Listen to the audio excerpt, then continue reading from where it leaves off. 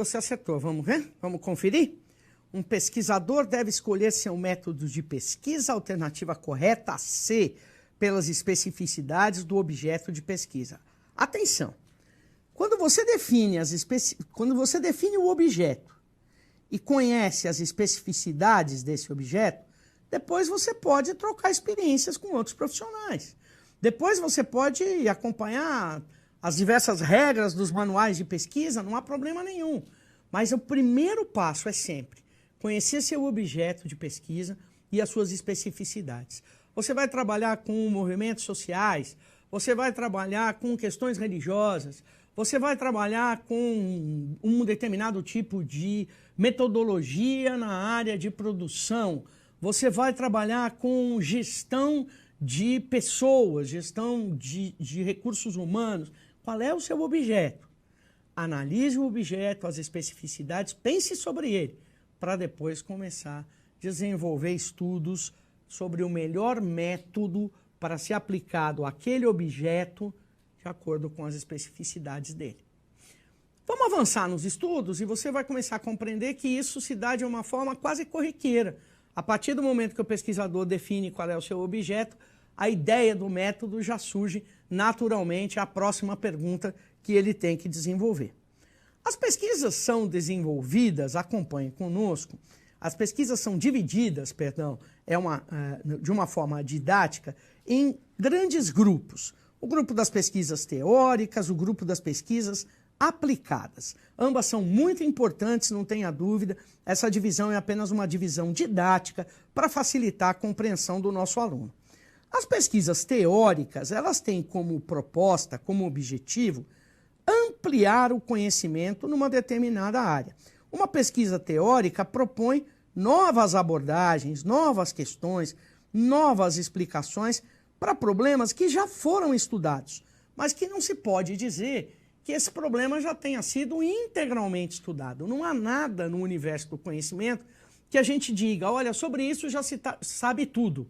Até porque as ciências vão avançando e os dados de uma determinada ciência podem contribuir para o avanço de um problema de outra ciência. Por isso, não se pode dizer, está pronto e acabado, aqui não há mais nada para pesquisar, para aprimorar, nem para conhecer. Isso não existe. Aliás, esse é o primeiro grande erro das pessoas, achar que já conhecem tudo e que não precisam estudar mais nada. Vamos ver um exemplo de pesquisa teórica que está aqui no slide.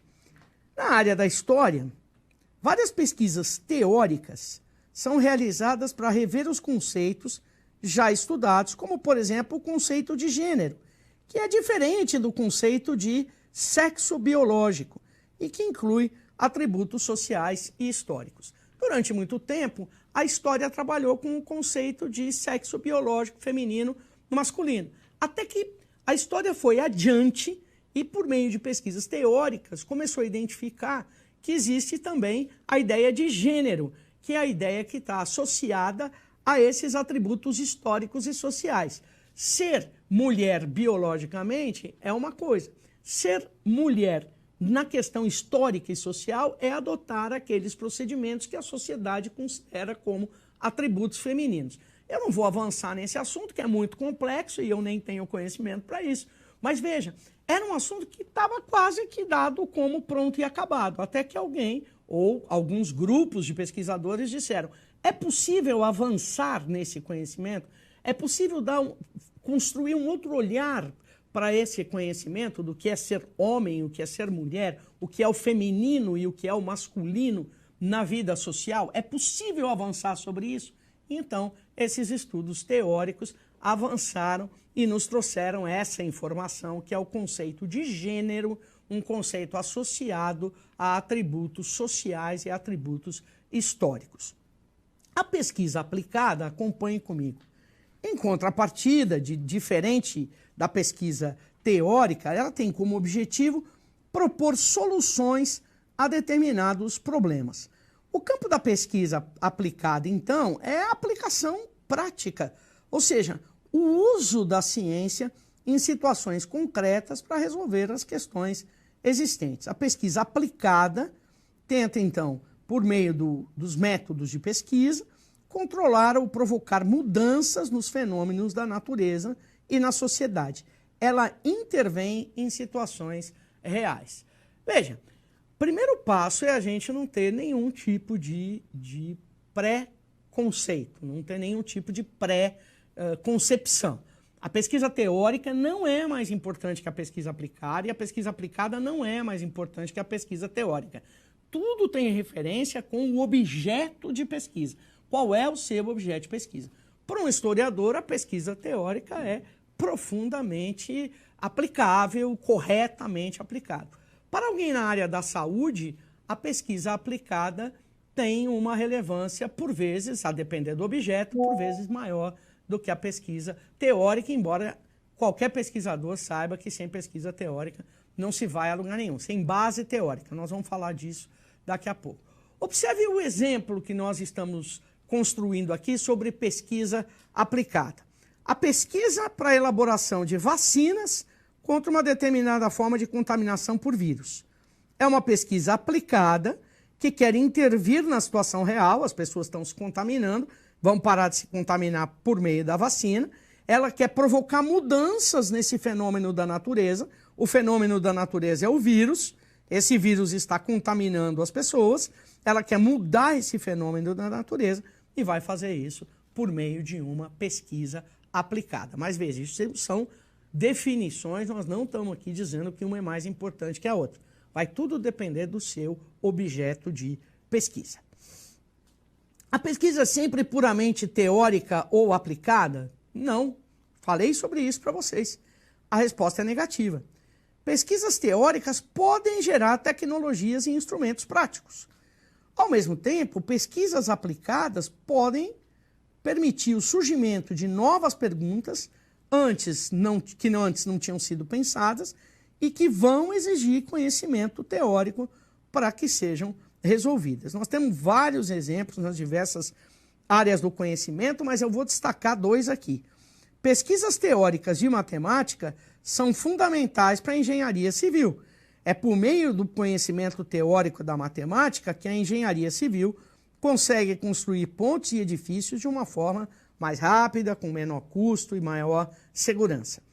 Pesquisas teóricas em geologia são fundamentais para fornecer dados para a melhoria da produção de grãos de soja, aumentando o resultado dessa produção. Então veja, são pesquisas teóricas. Chegaram a um conhecimento teórico, mas esse conhecimento pode ser levado para a prática, aplicado por áreas específicas e construindo, então, resultados mais eficientes, resultados mais positivos. Acho que esses dois exemplos são matadores, como eu costumo dizer, para que a gente entenda que não há essa separação peremptória entre pesquisa teórica e pesquisa prática. Quase sempre, a depender do objeto de pesquisa e do âmbito dessa pesquisa, as duas coisas acontecem em diálogo, acontecem profundamente interligadas, teoria e prática estão lá interligadas. Pode ocorrer um descompasso, acompanhe comigo, entre a pesquisa teórica e a aplicação prática. Por exemplo, o desenvolvimento da tecnologia que utilize o conhecimento resultante de pesquisa teórica. Então, por vezes a gente tem uma pesquisa teórica bem desenvolvida, mas a aplicação prática ainda não é possível. O desenvolvimento da tecnologia que vai utilizar esse conhecimento ainda não é possível. Isso aconteceu muitas vezes ao longo da história e ainda acontece em nosso tempo. Você faz uma pesquisa teórica e consegue encontrar um resultado e por meio do qual você diz, olha, se aplicar esse resultado aos computadores, eles vão ser muito mais velozes. Que ótimo. Quanto custa isso? Cada computador que aplicar essa tecnologia vai custar R$1 milhão. Bem, ainda não é possível. Ninguém vai comprar um computador que custe R$1 milhão. Nenhuma pessoa como eu e você vai ter recurso para isso. Então, existe o conhecimento, ele pode ser aplicado, mas ele ainda não tem escala suficiente para que o custo seja acessível, para que o custo seja viável. Por outras vezes, pessoal, e aí a situação é mais difícil, acompanhe comigo, também é preciso considerar que às vezes existem interesses políticos e econômicos determinantes que podem acelerar ou retardar o desenvolvimento de uma pesquisa teórica que poderia resultar em novas tecnologias. Na vida social, a gente sabe, nada acontece de forma isolada. Existem sempre motivações de âmbito político, de âmbito econômico, que podem interferir. Chernobyl é um caso muito importante, um exemplo muito importante. Chernobyl era uma usina de energia nuclear que ficava na Ucrânia, que é desculpe, na Ucrânia. Ela teve um acidente que é tido como um dos maiores acidentes de vazamento de radiação nuclear no mundo, e a Ucrânia, na época, era um dos países da União das Repúblicas Socialistas Soviéticas, ou seja, vivia num regime que não era exatamente democrático, portanto, as informações sobre o acidente não foram transmitidas nem em tempo real e nem com o detalhamento necessário. Muita coisa que podia ter sido aprendida naquele momento sobre radioatividade não ficou conhecida porque politicamente não havia interesse daquele grupo de países em divulgar esse conhecimento. Então, o conhecimento, o resultado de pesquisa, está sujeito a uma série de fatores. Depois nós vamos falar um pouquinho mais sobre isso quando falarmos de ética. Em relação aos objetivos, acompanhe comigo. As pesquisas podem ser exploratórias, podem ser descritivas ou explicativas. A pesquisa exploratória, como o próprio nome diz, tenta ampliar o conhecimento, tem por propósito ampliar o conhecimento a respeito de um objeto, de um fenômeno. Quase sempre ela é a primeira etapa, é a forma da gente começar uma pesquisa que no futuro vai ser mais complexa. Em especial quando o pesquisador ainda não conhece o tema com profundidade, não se sente seguro para isso. O objetivo da pesquisa exploratória, então, promover uma primeira exploração, uma primeira aproximação, com o objeto de estudo, com o problema, com as perguntas que se pretende resolver. Vamos pensar num exemplo? Imagine que a gente quer criar uma nova tecnologia para a produção de televisões. Uma televisão que dobre em 4 pedaços e a gente possa guardar no bolso, por exemplo. É uma nova tecnologia que nós queremos conhecer. O primeiro passo do pesquisador qual é? Conhecer muito bem os métodos de produção, para identificar em que eles possam ser melhorados de forma a produzir mais em menor tempo ou com um menor custo. O que se faz na pesquisa exploratória é partir de uma coisa já existente para poder avançar. Desculpem. Vamos pensar na pesquisa descritiva.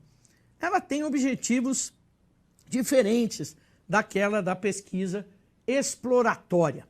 A pesquisa descritiva não pretende uma primeira aproximação com o tema. Ao contrário, ela vai se propor a descrever com o máximo de exatidão possível os fenômenos ou os objetos. É para isso que ela é descritiva. Seu propósito é criar um panorama, criar uma descrição que apresente a realidade com detalhes. A pesquisa descritiva é utilizada quando se pretende, obviamente, descrever as características de um determinado grupo social, de um fenômeno. Nos grupos sociais, para descobrir, por exemplo, a proporção de pessoas que apresentam um determinado comportamento específico. Então, depois disso, com métodos estatísticos, a pesquisa descritiva consegue mapear o comportamento, por exemplo, de consumidores em relação às suas preferências. Também por meio de pesquisa descritiva é possível identificar as principais políticas públicas utilizadas por prefeitos de cidades com até 100 mil habitantes no campo da saúde pública. Vamos imaginar que a gente queira saber quantas pessoas ainda são fumantes no bairro X da nossa cidade. Nós vamos fazer uma pesquisa descritiva e vamos descrever, olha, são tantas pessoas. Aqui, por exemplo, sobre as políticas públicas. Quantos municípios até 100 mil habitantes utilizam como política pública o teste do pezinho, pago pela prefeitura? Isso é uma pesquisa descritiva. E a gente ainda tem a pesquisa explicativa, que você acompanha aqui, tem por objetivo identificar os fatores determinantes que explicam a ocorrência dos fenômenos, sejam eles fenômenos naturais ou sociais, que é quando existe um grupo de pessoas que os humanos estão interferindo, né? Ela não quer apenas se aproximar do tema, a pesquisa explicativa, nem quer só descrever a realidade. A pesquisa explicativa, como o nome diz, quer explicar, quer mostrar a relação de causa e efeito entre as diferentes variáveis. Se a pesquisa descritiva pode ser resumida como o que é, a explicativa busca saber por que os fenômenos estão acontecendo. Um exemplo, está aqui no slide, pesquisa explicativa na área de violência de gênero, para que a gente possa identificar as causas do feminicídio, que é o crime cometido contra mulheres. No campo das ciências médicas, a pesquisa que tenha por objetivo explicar sequelas resultantes da contaminação por um determinado vírus. Isso também é uma pesquisa explicativa. As pesquisas podem ser ainda, como a gente está vendo aqui, qualitativas ou quantitativas. A qualitativa tem por objetivo aprofundar o conhecimento sobre fenômenos ou objetos de estudo, e a quantitativa, a preocupação de mensurar, de medir. Seu material são dados. Dados métricos, dados quantificáveis. Um exemplo, estudar um grupo de pessoas que vivem em determinada região do país para pesquisar o que elas entendem como segurança alimentar. Isso é uma pesquisa qualitativa. E identificar quantas dessas pessoas vivem em uma situação que possa ser classificada como de segurança alimentar já é uma pesquisa quantitativa. Vocês se lembram, segurança alimentar é o direito de acesso à alimentação de qualidade e na quantidade necessária. Veja, é um mesmo objeto de pesquisa que pode ser visto, analisado de uma forma qualitativa ou de uma forma quantitativa. Quantidade e qualidade. Nós ainda temos procedimentos utilizados pelo pesquisador. Nós podemos ter pesquisa do tipo desk research, que são pesquisas de gabinete, pesquisas que envolvem investigação de campo, e as pesquisas vão poder ser classificadas ainda de muitas outras formas diferentes, como nós vamos ver. É o objeto da pesquisa que é o mais importante para definir de que forma ela vai ser feita. Se ela vai ser feita só no gabinete, se ela vai ser feita no campo. Acompanhe comigo, então, a nossa interatividade. A pesquisa quantitativa comumente utiliza A. Dados estatísticos. B. Descrição de documentos históricos. C. Análise de opiniões diferentes dos entrevistados. D. Descrição de situações sociais. E. Fontes bibliográficas. A gente espera você com a resposta certa. Estou aqui no aguardo.